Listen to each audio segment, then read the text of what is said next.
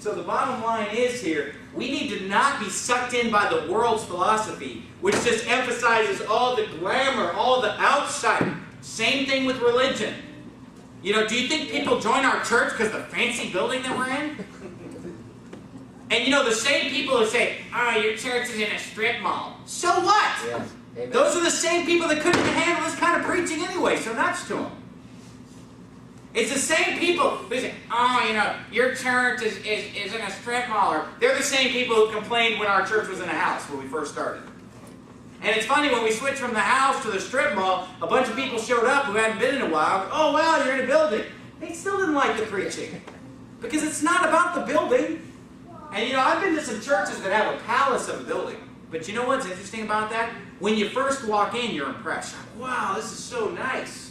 But you know, after a few weeks, it's just a building. Yep. I mean, when you first walk into that fancy church, it's impressive. Whoa, wow! But after you've been there for a couple weeks, it will just be a building, and you'll start thinking about, what is this preaching like? Yep. Is this the preaching I want to hear?